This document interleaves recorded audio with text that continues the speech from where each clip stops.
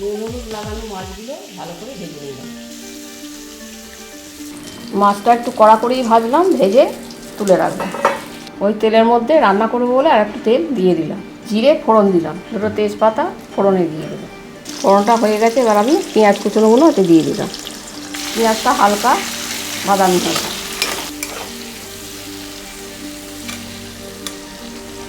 থেতো করা রসুন তাতে দিয়ে দিলাম, কাঁচা লঙ্কা চেরা দিয়ে দিলাম।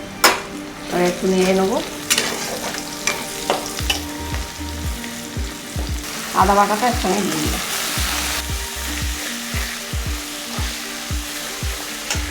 টমেটোটা দিয়ে এবার ভালো করে একটু কষবো। মশলাটা যাতে পুড়ে না যায় তার জন্য একটু জল আজরা দেবো। এটা ভালো করে কষে নেওয়া হবে যাতে আদার গন্ধটা না বেরোয়।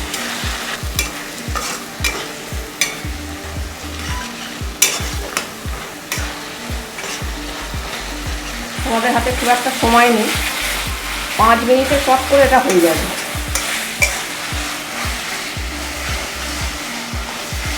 জল দিয়ে বারবার একটু পেঁয়াজগুলো নরম করে নেবো এবং কষাটা, যেহেতু আমি খুব বেশি তেল দিয়ে রান্না করছি না, বারবার একটু অল্প অল্প করে জল দিয়ে আমি এটাকে পেঁয়াজটাকে নরম করে দিচ্ছি।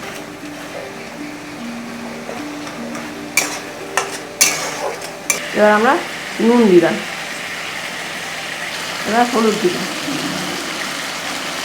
অল্প করে জল দিলাম। হলুদ গন্ধটা চলে গেলে তারপর মাছগুলো দেবো।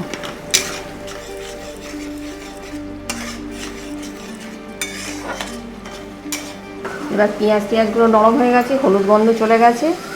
এবার আমরা মাছগুলো একে একে দিয়ে দেবো।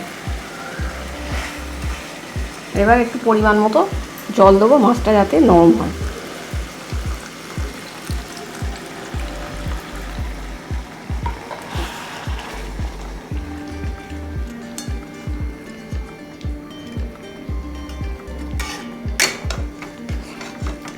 রান্নাটা একটু শুকনো লঙ্কা বা শুকনো লঙ্কার গুঁড়ো দেওয়া হয়নি।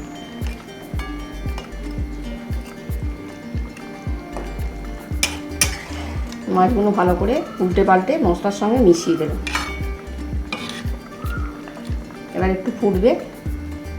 রান্না করতে গেলে মনে হয় বেশ অনেক রকম মশলাপাতি থাকবে, এমন সুযোগ বা অবস্থা সবসময় নাও থাকতে পারে। তখনই তোমরা অল্প মশলা দিয়ে চটপট বানিয়ে ফেলতে পারো এমনি রসা। এবার এটা হয়ে গেছে, আমি নিভিয়ে দিলাম। যখন দেখবে হাতের সময় খুব কম, তাড়াতাড়ি টেস্টি মাছের রসা বানিয়ে নিতে পারবেন।